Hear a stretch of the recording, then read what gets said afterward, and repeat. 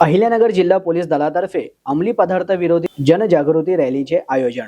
तरुण पिढीला अंमली पदार्थांच्या विळख्यातून वाचविणे, व्यसनमुक्त समाज घडविणे आणि अहिल्यानगर जिल्हा ड्रग्ज मुक्त करण्याच्या उद्देशाने अहिल्यानगर जिल्हा पोलीस दलाच्या वतीने 6 ऑगस्ट 2026 रोजी सकाळी 7:30 वाजता भव्य अंमली पदार्थ विरोधी जनजागृती रॅलीचे आयोजन करण्यात आले आहे। ही रॅली जिल्हा पोलीस अधीक्षक मुमक्का सुदर्शन, अप्पर पोलीस अधीक्षक वैभव कलुबर्मे तसेच अहिल्यानगर शहर उपविभागाचे उपविभागीय पोलीस अधिकारी डॉक्टर दिलीप टिपरसे यांच्या मार्गदर्शनाखाली पोलीस मुख्यालयातून सुरू होणार आहे। या जनजागृती रॅली शाळा व महाविद्यालयातील विद्यार्थी, वकील, पत्रकार, लोकप्रतिनिधी, डॉक्टर, शांतता समितीचे सदस्य, विविध धर्मगुरू, सायकलिंग संघटना, क्रीडा संस्था, समाजसेवी संघटना तसेच सर्व नागरिकांनी मोठ्या संख्येने सहभागी व्हावे असे आवाहन अहिल्यानगर जिल्हा पोलीस दलाने केले आहे।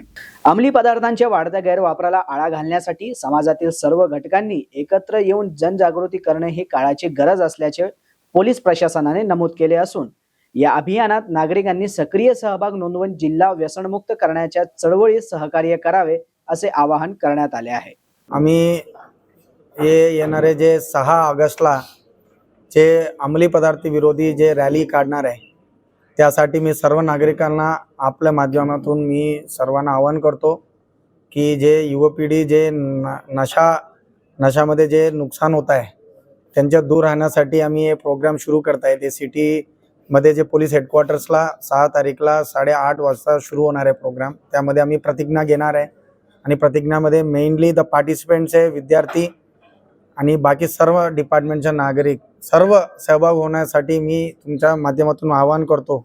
आणि प्रोग्राममध्ये प्रतिज्ञामध्ये मेनली ड्रग फ्री अहिल्यानगरसाठी जे प्रतिज्ञा घेत आहे आणि त्याचबरोबर आम्ही ट्रॅफिकच्या नियमबद्दल, सायबर क्राईमबद्दल, पोक्सो केसबद्दल जे मुद्दा आहे, जे कायद्याबद्दल मुद्दा आहे, आम्ही त्याबद्दल पण प्रतिज्ञा घेणार आहे। नंतर आम्ही हेडक्वार्टर्सपासून रॅली काढून 2 किलोमीटरचा जे रस्ता तो पूर्ण फिरून परत हेडक्वार्टर्सला जमा होणार आहे।